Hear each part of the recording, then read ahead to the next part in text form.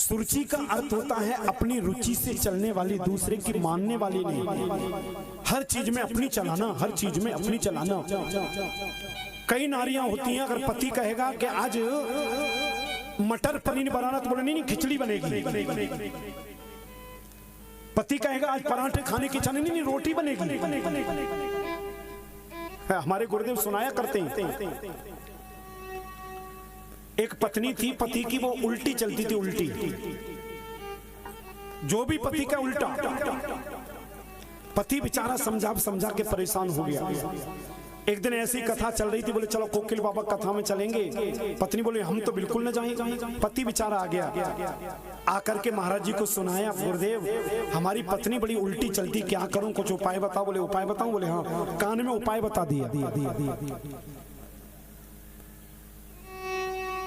उन्होंने कहा कुंभ का मेला चल रहा है, तुम कहना कि हम जा रहे हैं, पूरा गांव जा रहे हैं, हम नहीं जाएंगे। तो वो कहेगी हम चलेंगे। पति ने जाकर के कहा देखो पूरी रिंगनिया के लोग जा रहे हैं कुंभ मेला में, लेकिन हम लोग नहीं जाएंगे। पत्नी बोली हम तो चलेंगे, कैसे नहीं जाएंगे? उल्टी चलने वाली। जैसे तैसे मेला में पहुंच गई, गंगा का किनारा। पति ने धीरे से कहा देखो पूरी दुनिया घाट पे नहा रही, तुम अंदर मत जाना।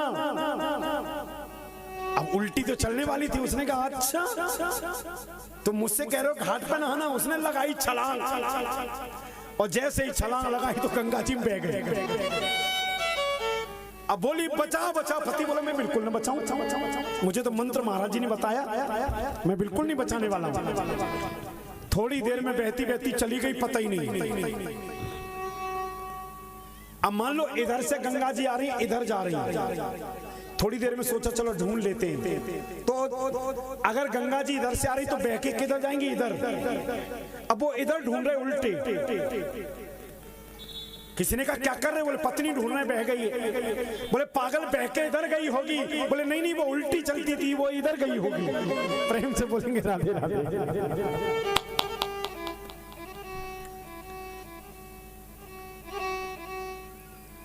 सुरुचि अपनी रुचि से चलती है।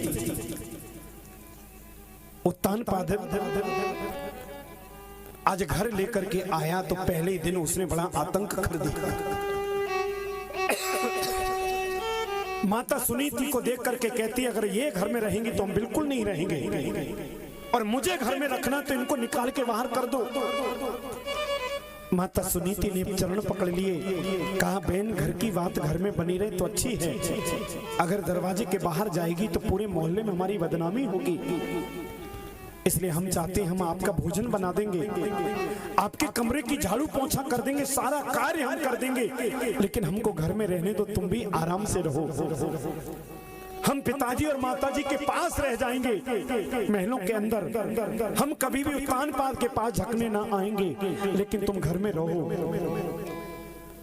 सुरुचि ने कहा उत्तान पाद अगर तुमको हमें रखना है तो इनको निकाल के बाहर करो।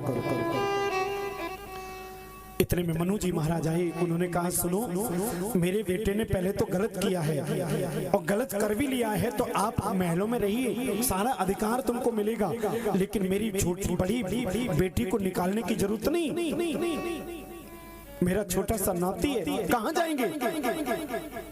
सुरुचि बोले ए बूढ़े अगर घर में रहना तो रहो, नहीं तो तुम भी निकलो।